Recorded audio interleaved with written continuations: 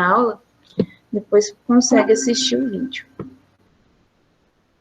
Então, na nossa aula de hoje, nós vamos começar falando de um aspecto que é importantíssimo para a produtividade de qualquer cultura, né? E não diferente para o tomate, o clima. O clima interfere diretamente na produtividade do tomate. O tomate é uma cultura de clima tropical, que se desenvolve em clima tropical, e ele precisa de temperaturas adequadas para o seu desenvolvimento. A gente sabe que aqui no Sudeste, Centro-Oeste, no Brasil inteiro se produz tomate, né? Mas tem climas mais ideais. O que é ideal? O ideal é aquele próximo do perfeito, né? O tomate, para se desenvolver melhor, ele tem que ser cultivado em regiões que têm uma temperatura noturna menor do que as temperaturas diurnas, com uma diferença entre 6 e 8 graus entre as temperaturas durante o dia e as temperaturas durante a noite. Isso para possibilitar um gasto energético menor na planta à noite, e isso responde quando a planta gasta menos energia nesse processo de transpiração, isso responde em ganho de produtividade. A temperatura ótima durante o dia para o tomateiro é de 21 a 28 graus Celsius durante o dia e de 15 a 20 graus Celsius durante a noite. Mas, pessoal, não significa que se for cultivado em uma região que tem temperaturas noturnas mais altas do que esse ideal, não vai produzir. Não, aqui em Tiltaba, a gente tem essa diferença térmica entre dia e noite, muitas vezes não é essa, né? Não é o ideal. Mas a planta, aqui, a gente pode cultivar tomate, né? Então, não significa que não estando dentro dessa faixa, a planta não vai produzir, mas perde um pouco em rendimento, porque o clima, né, temperatura, isso responde muito na produtividade. Porque temperatura muito alta, tanto temperatura noturna como temperatura diurna muito alta, é um fator que limita a produtividade, prejudica a frutificação, prejudica o pegamento de frutos, abortamento de flores em alguns casos. Então, tudo isso vai responder a uma produtividade mais baixa. Além de que uma temperatura próxima a essa ótima aí, tanto a noturna como a diurna, vai favorecer polinização, vai favorecer o desenvolvimento de frutos. Só que temperatura muito baixa também não é ideal, né? Não vai ser adequado para o desenvolvimento do tomateiro. Temperaturas abaixo de 12 graus Celsius por um período aí mais prolongado, principalmente na fase de formação de mudas, retarda a germinação das sementes, retarda a emergência da plântula e retarda o crescimento vegetativo da planta. No inverno, inclusive, até no inverno nosso, que não é tão frio, né, aqui na nossa região, mas o crescimento vegetativo, ele vai ser mais lento do que um cultivo de verão. Os extremos térmicos, tanto temperatura muito baixa ou temperatura muito alta, vai provocar anomalias fisiológicas, que são as doenças aí abióticas, né, que a gente está estudando em fitopatologia, que são problemas relacionados a fatores não vivos, né, que são temperaturas gerando problemas sanitários aí, problemas de ordem abiótica, como quando temos temperaturas muito altas, uma radiação solar muito forte em cultivo a campo, pode ter escaldadura dos frutos, né, que ele fica queimado ali a casca, a parte superficial desses frutos, né. Outro problema em cultivos de tomateiro em temperaturas muito altas é a inibição do licopeno. Eu até trouxe um tomate aqui para ilustrar nossa aula hoje, né. Essa cor avermelhada do tomate é devido ao licopeno, que dá essa coloração avermelhada. Temos algumas variedades de tomate um pouco mais avermelhadas, outras menos, mas a cor do tomate, normalmente, é o avermelhado. Tem alguns. Só que quando o tomate é cultivado em regiões muito quentes, tem uma inibição, essa alta temperatura inibe a produção de licopeno, e aí continua a produção do caroteno. Então, vai ter a formação de frutos com coloração amarelada. Isso é comum em regiões como alguns municípios da região da Amazônia, tem temperaturas muito altas e isso acaba inibindo a produção do licopeno, e aí os tomates ficam amarelados, porque o caroteno continua sendo produzido. Outros fatores que a gente tem que saber que pode ou não influenciar. A questão da pluviosidade. A gente sabe que o tomate não dá para plantar ele só contando com a água da chuva. Tem que ser um sistema irrigado, né? Mesmo em cultivos de verão, ou primavera, e ainda mais nos cultivos de outono e inverno. Mas não é uma cultura que você planta pensando, igual a soja, você planta contando com as chuvas da época que você faz o plantio. O tomateiro, não. Tem que ter um sistema de irrigação. O mais usado para o tomate mesa, a campo, é o sistema de gotejo. O mais usado para o tomate industrial é o sistema usando o pivô central, tá? Considerando fotoperíodo, o que é fotoperíodo? O número de horas de luz por dia. O tomate tem pouca influência, né? É pouco influenciado pelo fotoperíodo. Mas tem algumas culturas que têm muita influência do fotoperíodo. O maracujá, por exemplo, que vocês vão estudar em fruticultura, né? É uma cultura que tem muita influência do fotoperíodo para florescer. Inclusive, nos meses de inverno, como nós temos dias mais curtos, ou seja, menos horas de luz por dia, isso interfere no florescimento. Já o tomate, ele tem pouca influência, dá para plantar tomate durante todo o ano. Altitude. Vocês sabem que a altitude tem relação com temperatura, né? Quanto mais alto em relação ao nível do mar, é um município, é uma fazenda, é uma região, mais fresco vai ser, tem relação com temperatura.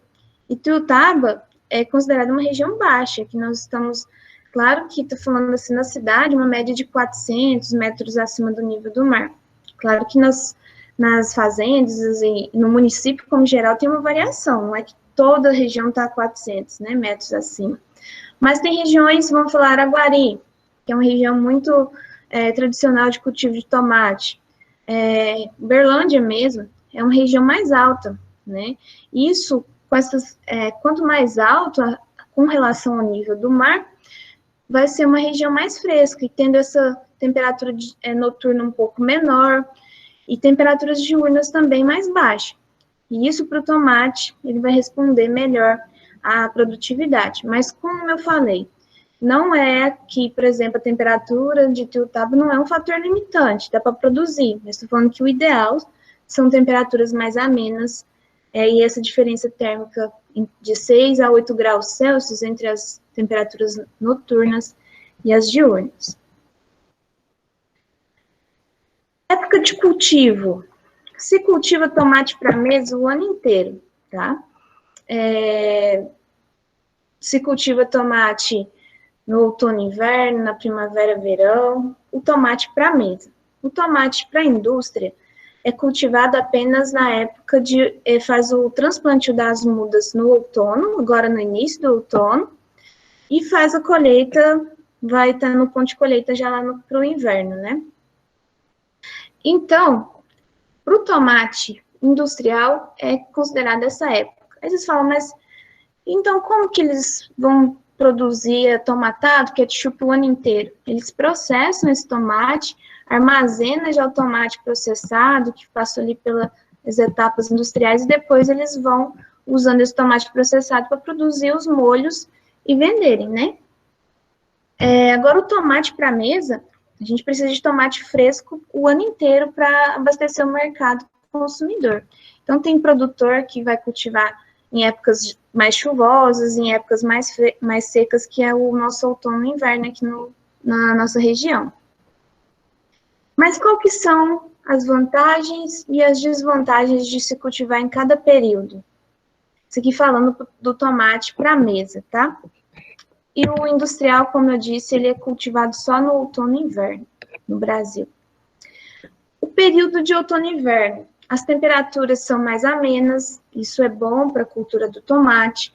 Nós sabemos que esse período de outono e inverno aqui no Sudeste, Centro-Oeste, nós temos menor quantidade de chuvas, e isso, você fala, mas é bom que chova para a cultura, mas as chuvas causam excessiva umidade ali sobre as folhas, sobre os frutos, no solo, isso é um fator que aumenta a incidência de doenças, e a água fornecida para a planta, nessa época, via irrigação, né, na época, especificamente, durante todo o ano tem que ter sistema de irrigação, mas esse cultivo de outono e inverno vai fornecer água para a planta via apenas irrigação, evitando o excesso de umidade no ambiente, o que vai resultar em menor ocorrência de doenças. Como eu disse, o teor de água no solo é assegurado por irrigação nesse período, menor ocorrência de doenças, porque vai ter uma menor quantidade de umidade sobre folhas, sobre frutos, e essa umidade e essa temperatura da época do verão, da época da primavera, temperaturas mais altas, é fator ambiental que predispõe à ocorrência de muitas doenças. Como vai ter menor ocorrência, não significa que não vai ter problema sanitário, viu, gente? Não existe isso. Tomate, a gente sabe que tem muito problema de doença, muito problema com praga, mas vai reduzir a ocorrência. Também vai ter uma menor incidência de plantas daninhas, como tem como a irrigação do tomate mesa é localizada ali, próximo já à planta, não vai ter uma umidade livre nas entrelinhas e vai reduzir o desenvolvimento, a germinação de plantas daninhas ali na área. Então, dessa forma, os cultivos de outono e inverno, eles têm um custo de produção menor, porque vai gastar menos agroquímicos para controle de pragas, de doenças e de plantas daninhas. E vai ter uma menor perda econômica devido a essas doenças, essas pragas também. Nessa época de outono e inverno, tem mais produtor de tomate para a mesa que vai entrar vai estar produzindo tomate, porque é mais seguro plantar tomate nessa época. Só que como tem mais produtor plantando, vai ter mais tomate no mercado. Vai ter mais tomate lá no Ceasa. E com a lei da oferta e procura, quanto mais temos um produto no mercado, mais barato ele fica. Então, um dos pontos negativos desse período de cultivo, o produtor, é preços mais baixos. Um ponto positivo é que ele vai ter menos problemas com doenças, com pragas, e vai ficar mais barato o seu sistema de cultivo e os tomates vão ser de melhor qualidade. Os cultivos do período das chuvas, né, primavera, verão. É um desafio para o produtor.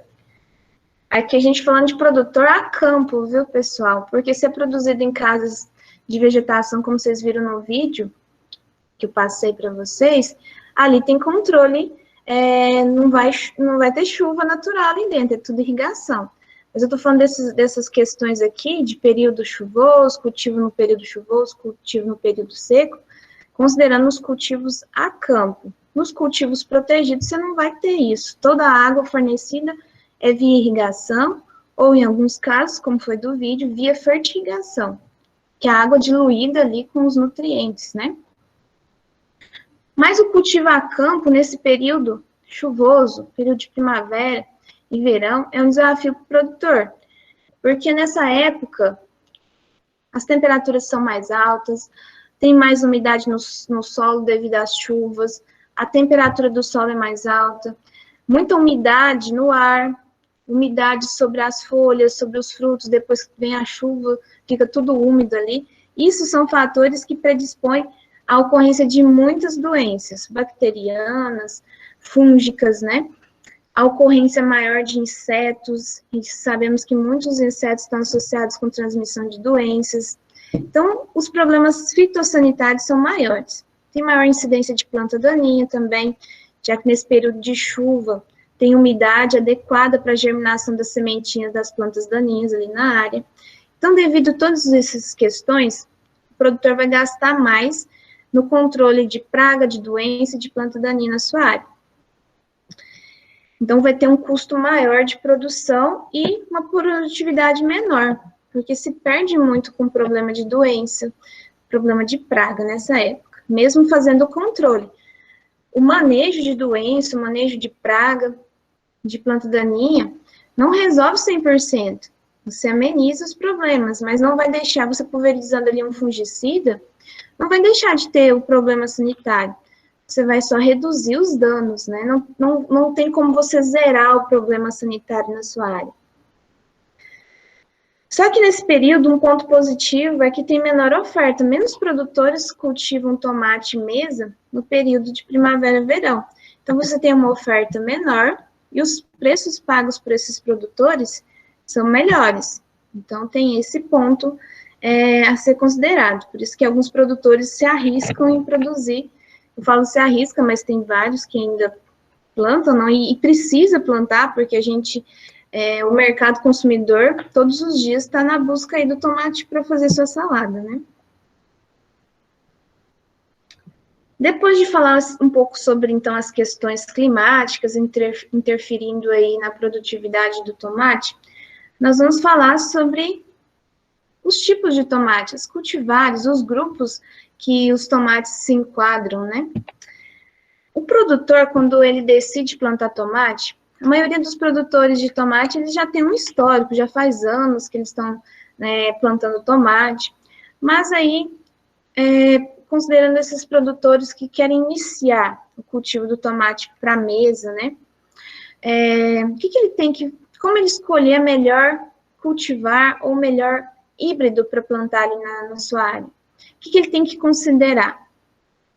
Já pensaram nisso? Não é apenas pensar assim, eu vou cultivar apenas o tomate cereja, mas ele vai ter mercado para esse tomate? Na região que ele está? Como que ele vai vender esse tomate? Ele vai entregar direto no mercado? Ele vai levar para o Ceasa? Então, isso é para qualquer tipo de cultivo. A gente tem que pensar para onde a gente vai vender e se o mercado consumidor aceita bem esse produto que eu vou plantar.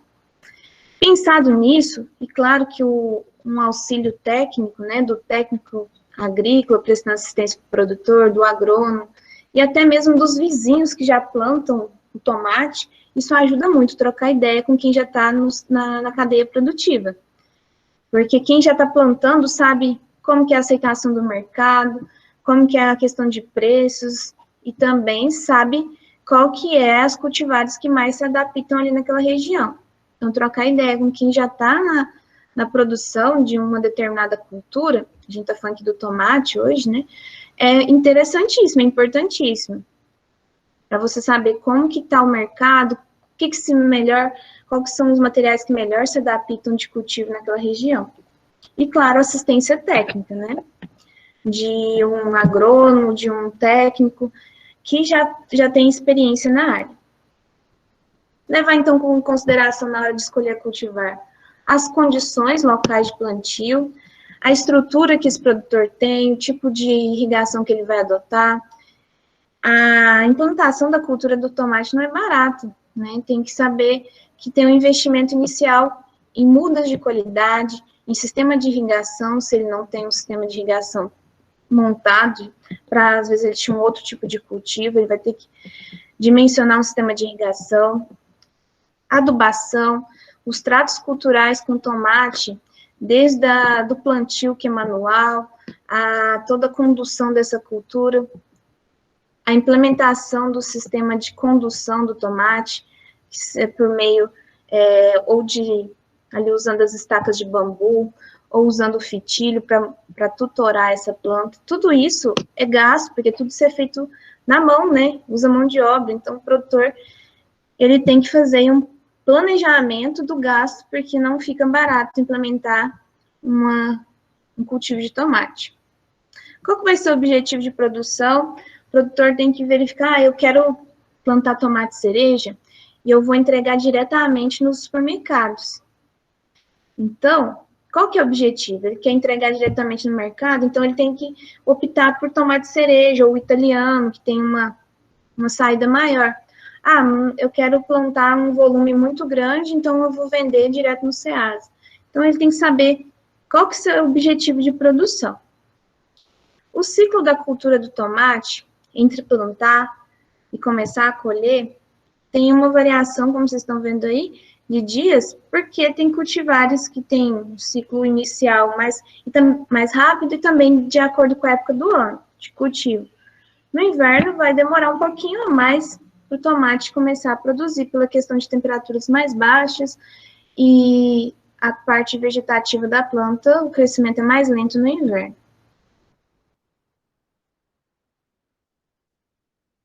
Uma coisa que eu queria falar, vocês já ouviram falar de tomate longa-vida?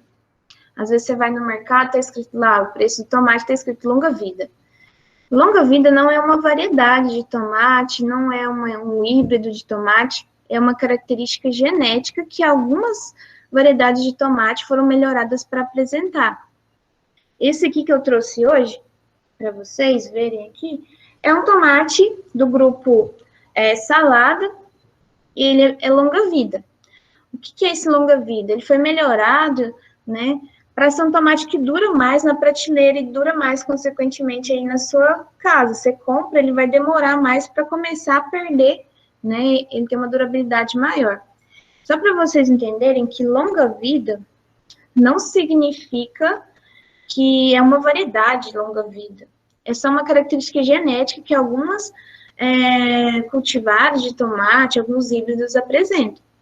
E essa característica longa-vida proporciona para esse tomate uma durabilidade em prateleira mais alta. Mais dias ele se mantém com boa qualidade até ser consumido.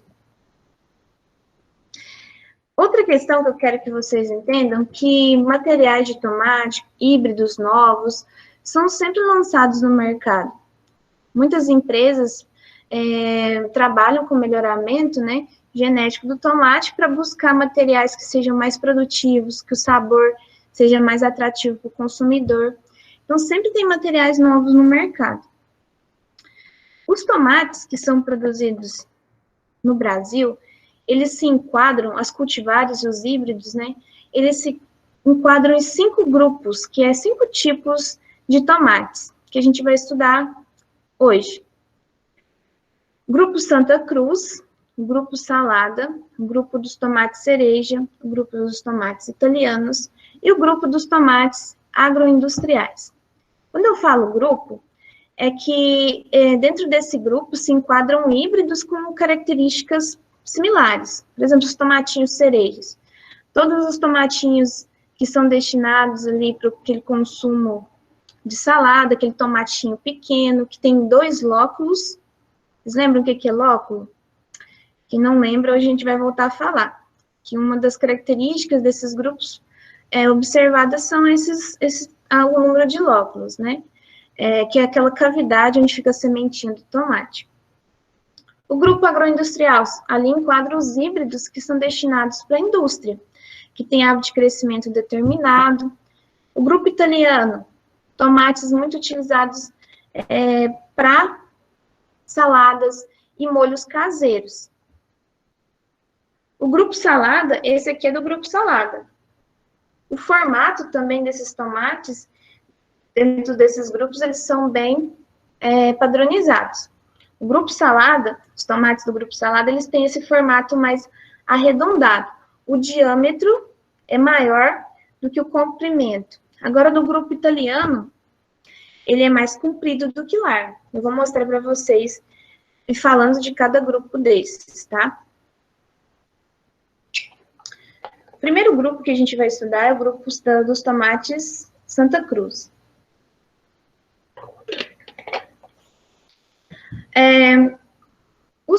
Esse tomate desse grupo, a primeira cultivar desse grupo Santa Cruz, ela foi de um cruzamento, né, ou foi obtida do cruzamento entre 2 cultivares de tomate, que foi a Rei Humberto e o Redondo japonês.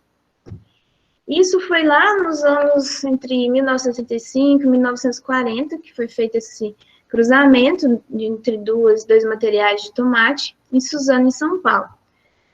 E por que chama Grupo Santa Cruz, né? Esse grupo que engloba esses vários cultivares com características similares. É porque esse tomate, na época de 1940, na década de 40, foi muito cultivado por uma colônia de japoneses em Santa Cruz, no município de Santa Cruz, no Rio de Janeiro. Então, começou a ser conhecido pela localidade de cultivo, mas depois teve melhoramentos e várias outras cultivares que tinham a mesma característica desse primeiro lá, e por isso que enquadravam todos no mesmo grupo. Os tomates, os híbridos e as cultivares, né, desse grupo, eles são muito utilizados para saladas, para molhos caseiros, tá? Lembrando que nenhum desses tomates desse grupo são destinados para a indústria. Isso é para consumo in natura. E quando eu falo destinado para molho, é o molho caseiro mesmo, que você faz. Porque para esse molho aqui, trouxe a embalagem do molho de tomate, para fazer esses molhos aí, o ketchup, são só os tomates do grupo agroindustrial. Os tomates do grupo Santa Cruz são bem resistentes ao manuseio, são bem resistentes para ser transportado nas caixas de plástico, né? Os tomates para mesa, deixa eu mostrar aqui uma. Os tomates para mesa, eles são vendidos lá no Ceasa em caixas plásticas. Essa aqui, na verdade, não é bem essa. Ela é uma caixa de coloração preta, né? Vocês já devem ter visto em sacolão, lá o pessoal abastecendo as prateleiras lá, e aquelas caixas escuras. É uma caixa padrão, com tamanho padrão. Lá no Ceasa, quando o dono do mercado, do sacolão, vai negociar com o produtor, ele não negocia no quilo, não, o tomate. Ele vai falar assim, quanto está custando o quilo o tomate? Não. A negociação é feita pela caixa. Quanto está a caixa de tomate? Está R$40, está 60, quando está muito bom, né, para o produtor, está 80, 70. Então, a negociação é feita por caixa, tá, de tomate, não é feito por quilo. Quilo é a comercialização para nós, né, consumidores. Mas do produtor para o dono do mercado, ou do sacolão, a comercialização é feita na caixa, o preço da caixa de tomate. E claro que quem faz a produção do tomatinho cereja, ele não vende a caixa de tomate cereja. Ele já, muitas vezes, entrega no mercado ou vende lá no Ceasa as bandejinhas. Essa bandejinha aqui custa R$6, cada bandeja é 6, é 7, é R$8, né? E aí ganha um valor agregado muito bom, né? Os tomates, os híbridos que pertencem ao grupo Santa Cruz, têm peso entre 160 e 200 gramas. Claro que isso depende do manejo que essa planta vai ter, né? Uma planta bem nutrida, uma planta bem onde tem um manejo adequado de doenças, vai produzir frutos mais pesados. E outra coisa, quando você tem as primeiras pencas de frutos, comparada com as últimas, que já estão lá perto lá dos 2 metros de altura, aquelas últimas pencas, os frutos das últimas pencas, eles são menores, tá? Principalmente porque a planta naquela fase, ela já teve problemas sanitários. Isso estou falando para cultivo de campo, né, que a gente tem mais problema sanitário. Cultivo em caso de vegetação, isso é menos, vamos falar, a planta se mantém por mais tempo, né, sendo explorada ali o cultivo, porque tem um manejo sanitário mais, vamos falar, facilitado pela forma de cultivo. Aqui só mostrando, então, uma foto de uma embalagem de sementes de um tomate que pertence ao grupo Santa Cruz, que é o Cada Gigante. Quando a gente fala no número de lóculos, os tomates do grupo Santa Cruz, ele apresenta 3 lóculos, ele é trilocular. Esses lóculos são essas divisões internas, onde fica a sementinha. Trouxe até um tomate aqui cortado, para mostrar para vocês, só que esse aqui, ele não é do grupo Santa Cruz, esse que eu vou mostrar para vocês é do grupo Salada, então ele tem mais de 3 lóculos. Os lóculos são essas cavidadezinhas onde estão as sementes. Esse aqui tem 1, 2, 3, 4, 5 lóculos. Ele é considerado plurilocular, e é uma característica do tomate do grupo Salada, tá? Mas os tomates do grupo Santa Cruz, eles apresentam 3 lóculos, na sua forma geral aí. Aqui nós temos alguns híbridos dos tomates do grupo Santa Cruz. BRS Chiara, que é um material que foi melhorado pela Embrapa. Aí vem aqui as resistências. Deixa eu voltar aqui. Vocês estão vendo essas letrinhas aqui? VE, FOL1. O que significa isso? É resistência a algumas doenças. O VE representa que esse híbrido ele é resistente do patógeno verticillium, então ele apresenta resistência a verticillium. O FOL1 representa que ele é resistente ao fusário raça 1 e raça 2. O FF representa que ele é resistente ao clodoporo raça 2. MA representa que ele tem resistência ao nematóide de galho, melodógene, tá?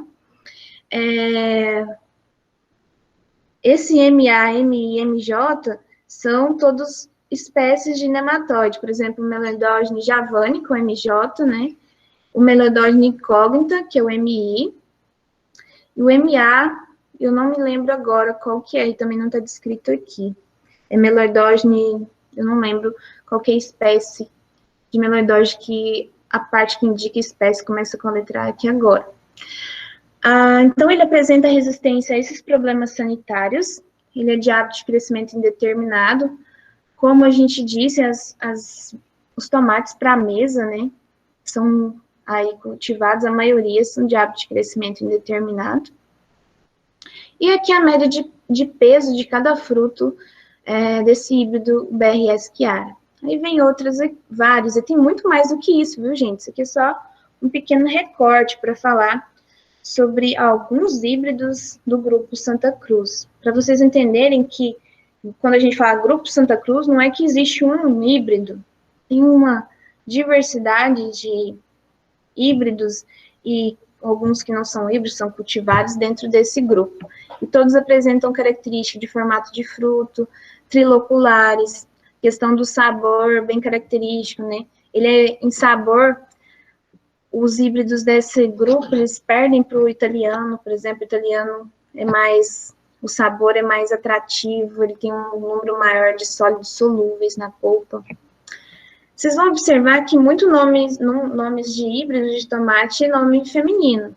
Karina, Débora Max, Débora Plus, é bem comum isso. Na hora de dar o nome para os híbridos, as empresas, muitos desses nomes são nomes femininos. O segundo grupo que nós vamos estudar é o grupo dos tomates salados. Aí entra esse aqui que eu trouxe para vocês hoje. Esse formato de tomate é o tomate salado. Temos vários híbridos que enquadram como tomate salado. Esses frutos, eles são maiores com relação aos tomates do grupo Santa Cruz, que a gente acabou de estudar.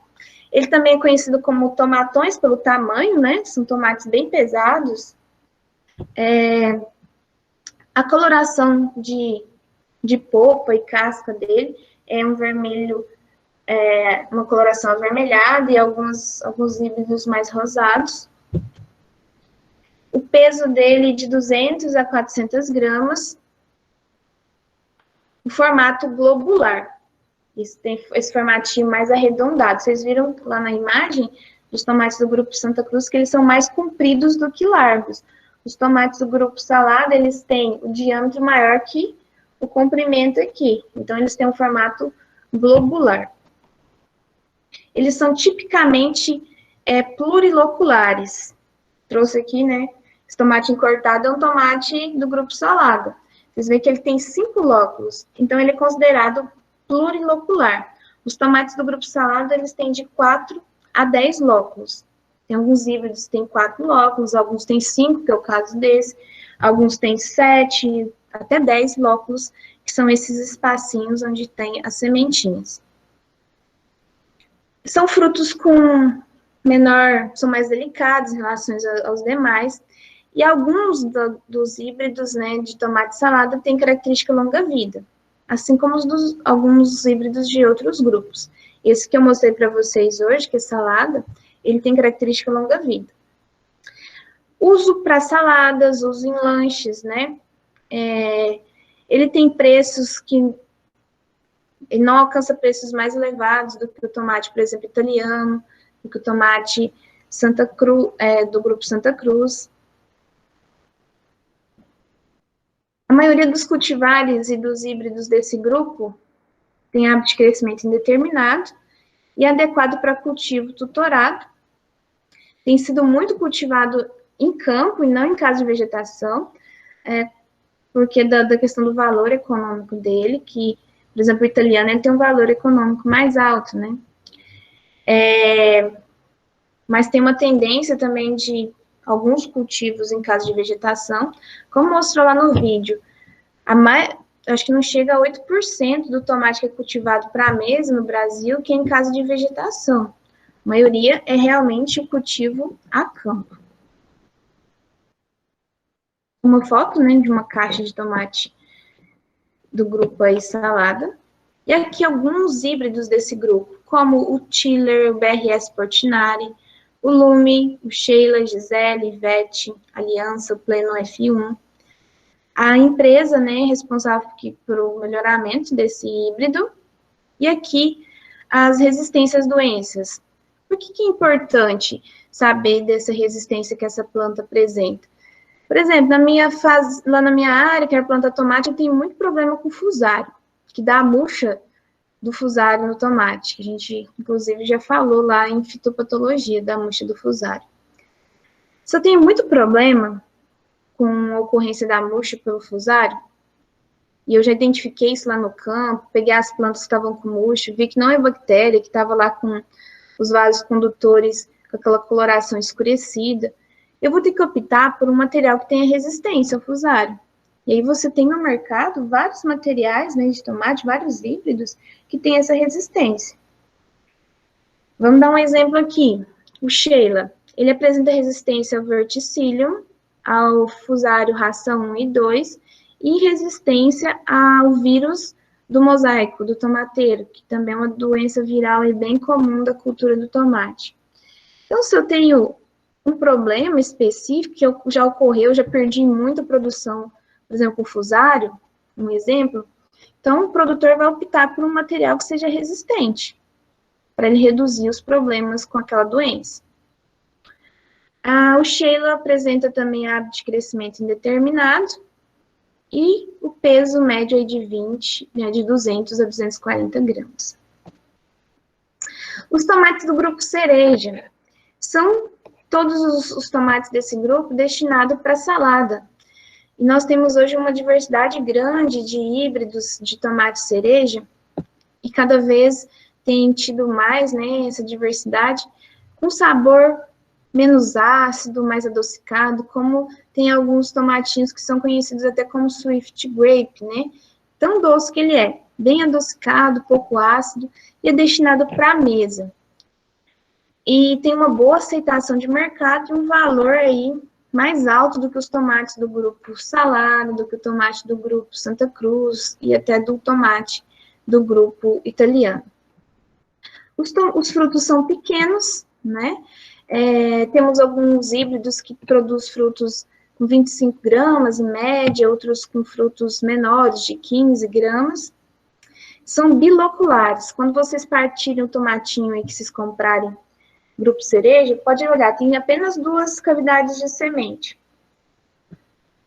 Tem uma coloração atrativa, sabor bem atrativo também, né? Cada penca ali da planta produz de 20 a 40 frutos, depende do híbrido, né? E depende dos tratos culturais também que está tendo naquele cultivo. Os tomates desse grupo também são de hábito de crescimento indeterminado e exigem tutoramento. Mostrando aí umas bandejinhas com tomatinho cereja. A maioria da comercialização dos tomates desse grupo, o produtor embala e vende aí direto para o supermercado, ou vende lá no Ceasa, e tem um bom valor agregado, porque, como eu disse, é um tomate de um valor de comercialização mais alto. E essas bandejinhas, já vi aí, em época que custa 8, 9 reais, 6 reais, então é alto preço, né? Pela quantidade que vem. Mostrando aqui o número de lóculos, ó, quando você parte um tomatinho desse grupo, ele tem 2 lóculos, né? 2 espacinhos onde estão sementes. E aqui alguns híbridos desse grupo. Swift Gold, Samambaia, Red Petit, Cindy, Renata, Red Sugar, tem muitos outros híbridos aqui, mostrando alguns exemplos. Vamos dar o exemplo aqui do Renata. Ele é resistente ao vírus do mosaico, ele é resistente ao verticillium raça 1, resistente ao fusário e resistente a nematóide. Quando a gente fala em resistência, é que essa planta, ela é afetada, né? Ou ela apresenta algum mecanismo fisiológico ou até morfológico que reduz a ocorrência da doença ali naquela planta. Em diferentes, quer dizer, em igual condição que uma planta susceptível ia ter, está no campo, uma do lado da outra. A planta que apresenta resistência, ela vai ter menos prejuízos na produtividade do que uma planta susceptível, quando é acometida por uma determinada doença. Lembrando que não tem nenhum material que é resistente a todo tipo de doença. Por isso que é preciso observar qual que é o problema que eu estou tendo na minha área.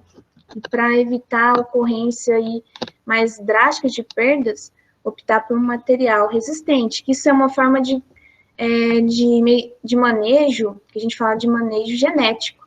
Quando você busca uma planta mais resistente a um problema sanitário que você tem, doença, né?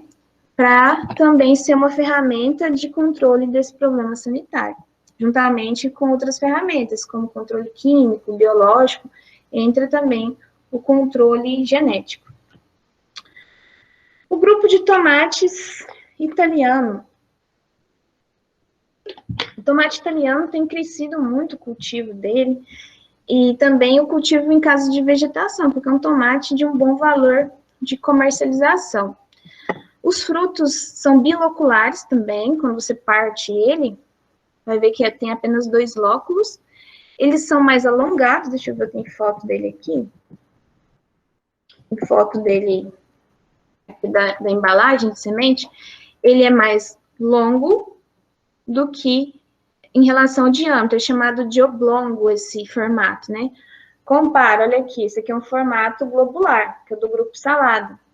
Esse aqui, ele tem um diâmetro maior do que o seu comprimento. Os tomates do grupo italiano, eles são mais compridinhos do que, considerando do que o diâmetro menor que o comprimento. Então, é chamado de oblongo esse formato. Esses tomates do grupo italiano, eles têm uma característica de ter uma coloração de polpa bem avermelhada, bem saborosa, com um alto índice de sólidos solúveis, os açúcares ali. Eles são utilizados, podem ser utilizados para salada, para molhos caseiros, né, e também para a produção do tomate seco. Porque para produzir o tomate seco, você tem que usar um tomate que tem um alto índice de açúcar ali na sua polpa, para dar aquele sabor bem característico, né?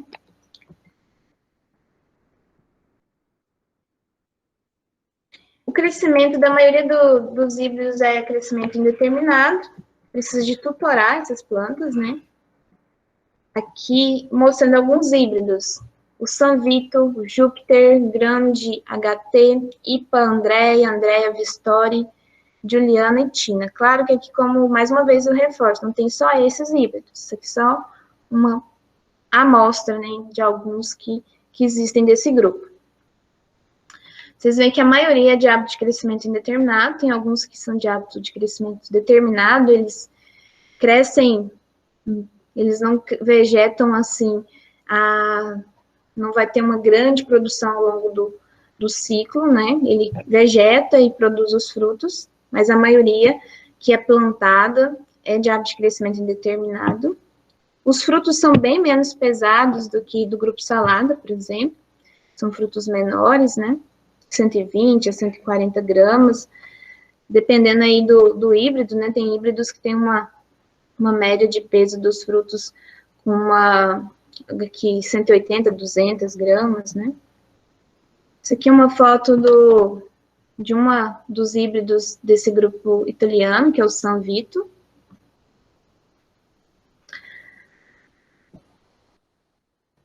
Grupo agroindustrial. Dentro desse grupo, engloba todos os híbridos que são de cultivo para a indústria, né, que são próprios para a produção dos atomatados, dos ketchups, e outros produtos à base de tomate aí usados na indústria. Os tomates desse grupo, eles precisam ter uma alta resistência, porque a forma de colheita é mecanizada, e dessa forma, eles precisam apresentar uma grande resistência de casca, de polpa mais firme, para eles não se desmancharem durante a colheita. Depois vou mostrar um vídeo para vocês da colheita mecanizada, vocês vão entender que precisa ter, durante os processos de melhoramento genético, se busca para os tomates desse grupo, resistência de casca, de polpa firme, para na hora da colheita ele não se desmanchar, que a colheita não é feita 1 a 1 ali manualmente como o tomate para mesa, tudo mecanizado, né? E é transportado dentro de caminhões, de forma a granel, até as indústrias. Tem que apresentar esses tomates uma característica importante, coloração vermelho bem intenso, porque para produzir um atomatado com uma coloração bem atrativa, né, os molhos, a matéria-prima tem que ter coloração bem avermelhada. A maturação bem uniforme desses frutos, um elevado teor de sólidos solúveis, que são os açúcares, né, contendo nesse fruto, para dar um molho de tomate, um extrato de tomate, um ketchup, bem encorpado. Então, um outro ponto importante para esses híbridos do grupo agroindustrial é o alto teor de sólidos solúveis. Amadurecimento uniforme, já que a colheita é feita toda mecanizada, as plantas devem apresentar um amadurecimento bem uniforme. Aqui mostrando, né, uma foto de um tomate aí do grupo industrial, já pronto para colher. Vejam a coloração de polpa, eles também são de formato oblongo, né, mais compridinhos, o diâmetro é menor do que o comprimento. As plantas do grupo agroindustrial são de crescimento determinado, vegeta, para de vegetar, floresce, produz frutos, para que tenha uma homogeneidade na hora de colher, os frutos estejam no padrão ali de maturação bem homogêneo. Não vai ser 100%, né? Deixa eu ver se eu tenho uma foto aqui. Não é 100% dos frutos vão estar maduros. Vocês veem aqui nessa foto, tem alguns verdinhos, uns que estão aí ainda no processo de maturação, mas a grande maioria já está maduro. Então, não dá para esperar que todos fiquem maduros, porque pode ter um atraso ali numa planta e outra na hora de produzir as flores, né? Então, tem alguns que vão para a indústria de vez, né? Vamos falar, ele não vai estar no seu 100%. Mas a maioria aqui, a grande porcentagem dos frutos já estão maduros. E a colheita é feita mecanicamente uma vez só. Esse fruto aqui não é colhido 1 a 1, só pegando os madurinhos, não. Como é feito do tomate para a mesa, que vocês viram lá, até no vídeo mostrou, né? A pessoa lá na colheita, pegando só os frutos maduros e deixando os que ainda não estavam no ponto adequado de colheita. Para o tomate industrial, não. Tem que colher de uma vez só. Dessa forma, ele precisa ter esse padrão de maturação, tem que ter resistência para evitar os danos mecânicos na hora da colheita mecanizada, e tem que ter um alto índice de sólidos solúveis para produzir molhos de tomate, extrato de tomate, bem encorpados. Aqui nessa imagem, vocês podem ver as mudinhas, isso chegando lá numa área onde vai ser plantado tomate para a indústria.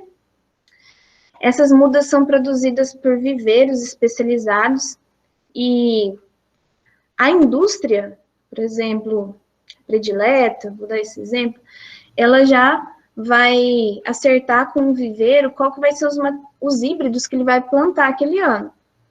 E aí já vai produzir a quantidade de mudas que precisa. A indústria fecha os contratos com o produtor. Quando começa a época de plantio, essas mudinhas já vão chegar lá na área, o solo tem que estar preparado, né? Tudo preparado para transplantar essas mudas na área definitiva. Vocês veem aí que as bandejas com as mudas são transportadas nesse caminhão aqui, E esse caminhão ele tem toda uma estrutura para acoplar as bandejinhas para essas mudas chegarem lá de uma forma bem íntegra, né? Então, chega as mudas no campo e vai começar o transplantio dessas mudas lá no campo. O transplantio das mudas do tomate para a indústria são áreas, como eu já disse para vocês, maiores, né, desse cultivo de tomate para a indústria. Então, o transplantio ele é feito de forma semi-mecanizada. Tomate para mesa, como a gente disse já, ele é mais explorado por produtores pequenos. O transplantio do tomate, que vai ser destinado para mesa, lá dentro das casas de vegetação ou em campo, ele é feito manualmente, mudinha por mudinha ali, em cada uma no seu lugarzinho ali, no campo, na área de transplantio. Já para tomate industrial, como as áreas são muito grandes, o transplantio é feito semi-mecanizado. Já vou mostrar para vocês uma foto como que é feito esse transplantio nessas áreas de cultivo de tomate para a indústria. Nessa imagem aí, mostrando a mudinha pronta para ir para o solo, na área definitiva. Esse material aí é o U206, muito plantado para tomate industrial. Ele tem uma alta resistência à bacteriose, ele tem um Brix médio, mais adequado para industrialização, alto potencial produtivo e tem um excelente rendimento dentro da fábrica. O material aí da linha HF da Bayer. Temos aí outros materiais, como o N901, o Inovar, que é o NU, o NUN00222, também da Bayer.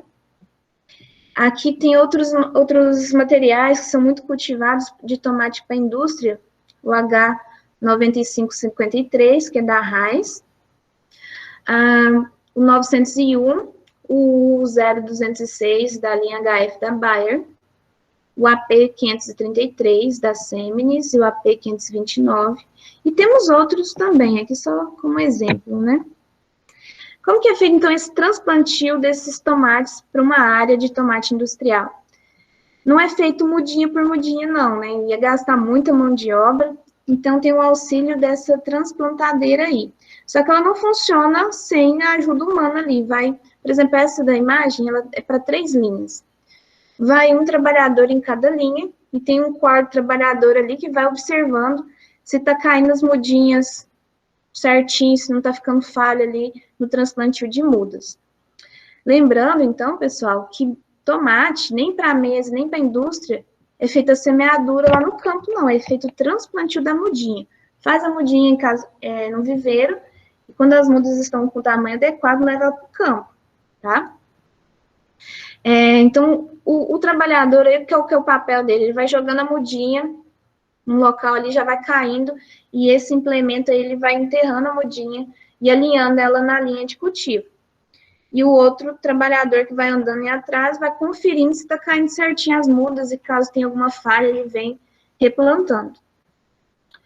Nessa foto, mostrando aí depois do transplantio da muda, no mesmo dia, as mudinhas colocadas aí na linha de cultivo.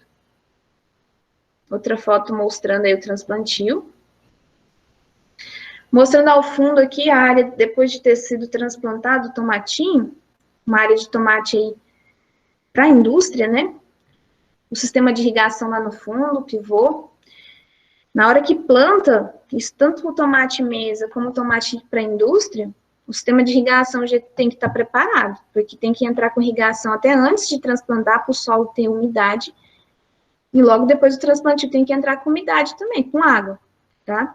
Então, não é, vou plantar e vou esperar ver que dia que eu monto meu sistema de irrigação. Seja lá para o tomate mesa, vou montar, depois eu monto o sistema de gotejo. Não, você vai transplantar quando o seu sistema de irrigação já está montado, porque é uma cultura que exige muita água ali para ela desenvolver. Então, não dá para você ficar esperando montar o sistema de irrigação. Já transplanta com o sistema de irrigação pronto.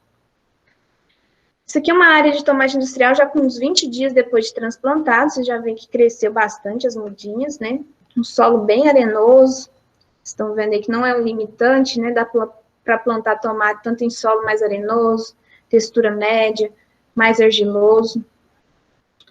Aqui já com uns 35 dias depois do transplantio, mostrando aí o sistema de irrigação na área de tomate para a indústria, via pivô. Isso aqui é uma lavoura já pronta para colher, só que nessa área aqui não foi feita irrigação por pivô. Estão vendo lá no fundo? Isso aqui é uma irrigação que foi usada, foi do tipo canhão. Era uma área de pastagem, o produtor de tomate arrendou essa área de pastagem para plantar tomate. E aí, como não é uma área própria, não tem condição dele montar um pivô, né? Vai plantar só um ano ali. Então, ele usou aqui o sistema de irrigação por canhão. Não é o mais adequado, né? Porque dá muito ferimento na planta pela pressão da água, mas pode ser utilizado. O mais utilizado, o tipo de irrigação para tomate indústria, é o pivô. E claro que o produtor não vai instalar o pivô para plantar tomate. Ele usa esse pivô em outras épocas do ano para plantar feijão, plantar milho doce, plantar culturas de bom valor agregado, né? E o tomate também na época da safra. A característica longa-vida eu já falei, né? Não é nenhuma variedade longa-vida, é uma característica genética que alguns híbridos apresentam, que vai garantir esse tomate uma longevidade maior de prateleira. E o tomate industrial não tem essa característica, isso é para tomate mesa, né? E nem todos têm essa característica, tá?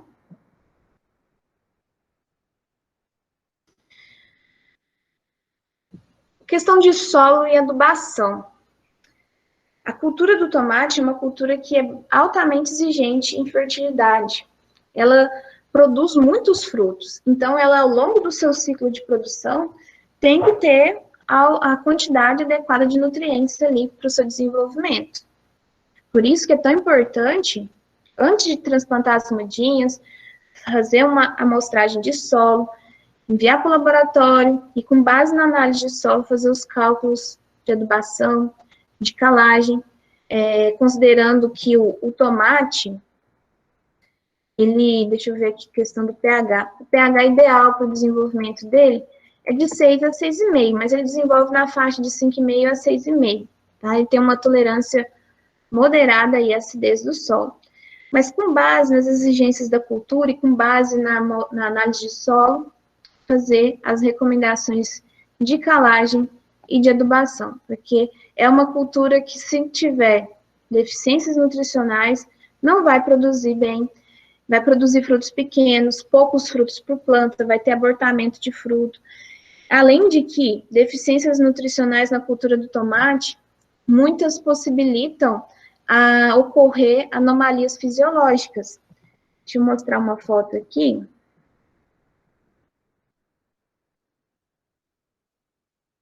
Essa aqui. Vocês estão vendo esses tomates aí com essa parte escurecida?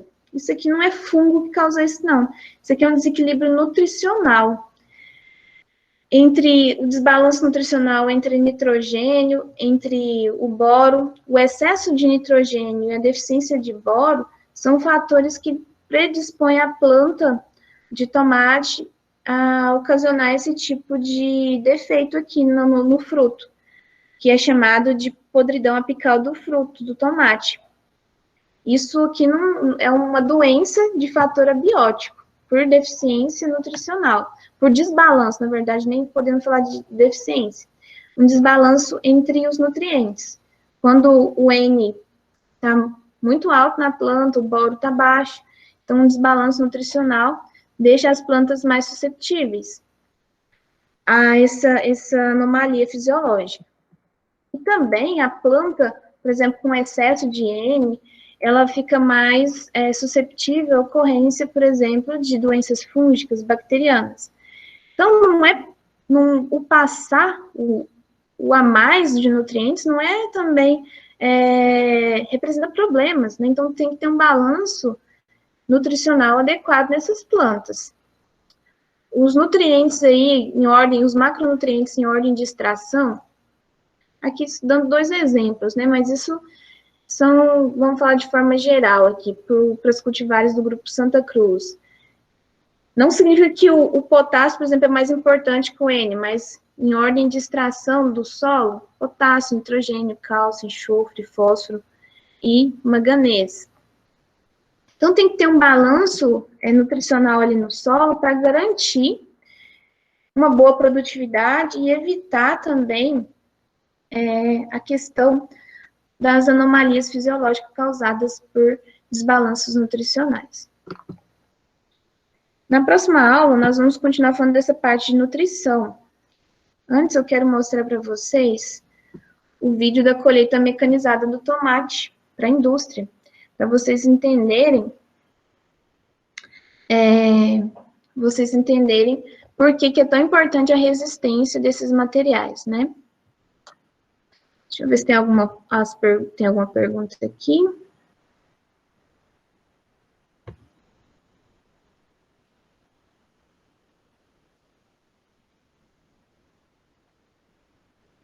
O Rodrigo tinha perguntado qual o tema da aula, né?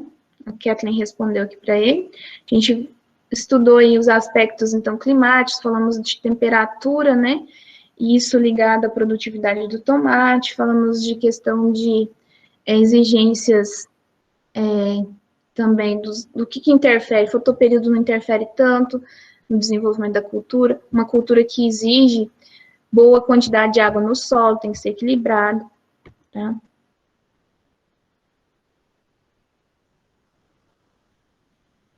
O Alexandre falou que já tinha cultivado uma variedade aqui de tomate, que eu devo ter mostrado, né?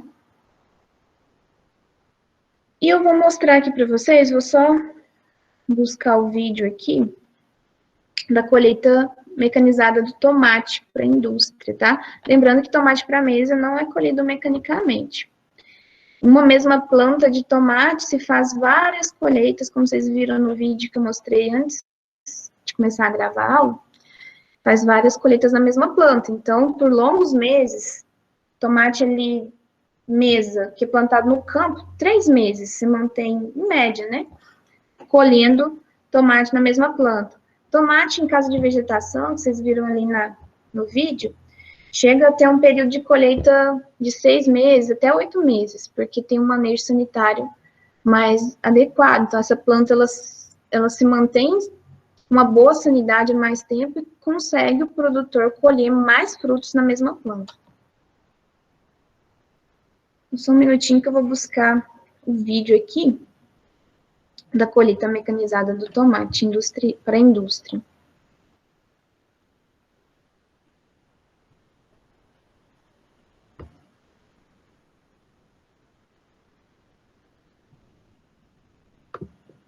Quem tiver alguma dúvida, já pode ir colocando aí, pessoal.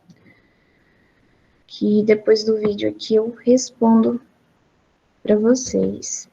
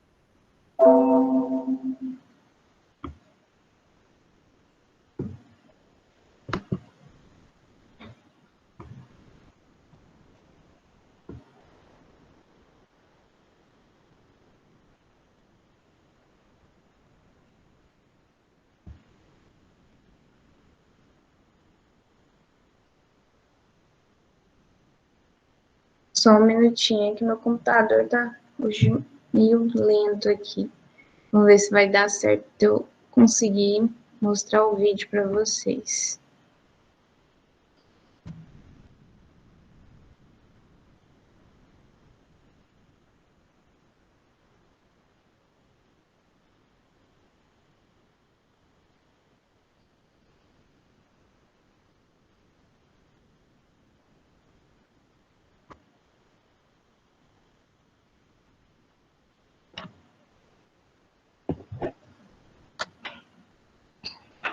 Se vocês tiverem alguma dúvida com relação ao tomate cultivado em casa de vegetação, eu queria que ficasse bem claro para vocês que não pode, assim, não é que não pode, né? Não é indicado cultivar qualquer variedade, né? Como é um sistema mais caro, o ideal é cultivar tomates com maior valor econômico, para que o produtor não tenha prejuízo. Então, é importante frisar isso para vocês.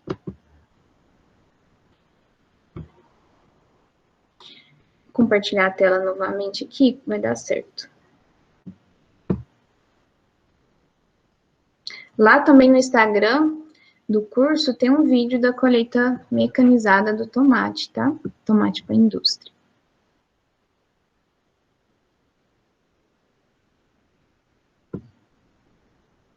A resolução do vídeo não tá melhor, que é um videozinho caseiro aí, mas dá para vocês entenderem.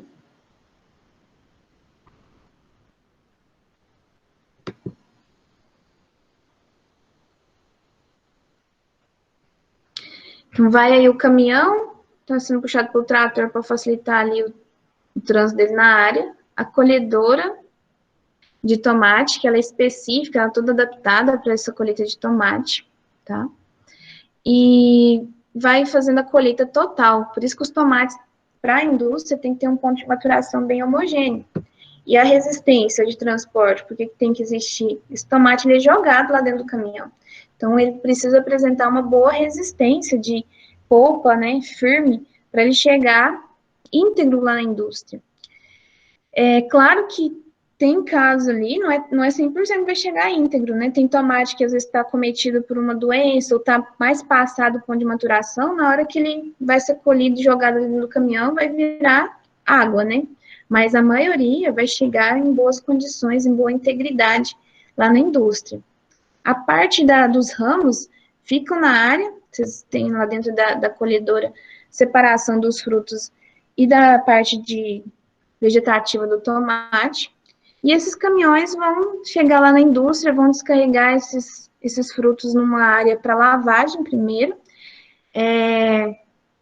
uns tanques, né, vão lavar esses frutos, os frutos que foram desintegrados no processo de colheita, ou seja, eles já estavam meio apodrecidos ou muito maduros, eles não vão ser viáveis, então os que estão viáveis vão para o processo de seleção e depois todo o processo industrial nas caldeiras, lá de cozinhar esse tomate, e aí esse tomate que passa por esse processo vai ser matéria-prima para a produção do molho de tomate, do ketchup, do extrato de tomate, né? Então é isso, pessoal. Deixa eu voltar aqui, mas tem alguma dúvida sobre o tema de hoje? Tranquilo? Tranquilo, Kathleen? Tranquilo? Mariana, Arthur, Maria? Todos aí?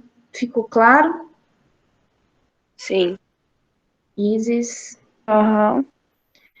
Então, pessoal, nós terminamos nossas aulas da semana. Qualquer dúvida, entre em contato comigo. Vou deixar o material lá para vocês, como faço todo dia, e uma atividade, né, para fixação aí do conteúdo que a gente viu hoje. Obrigada pela participação, pela presença.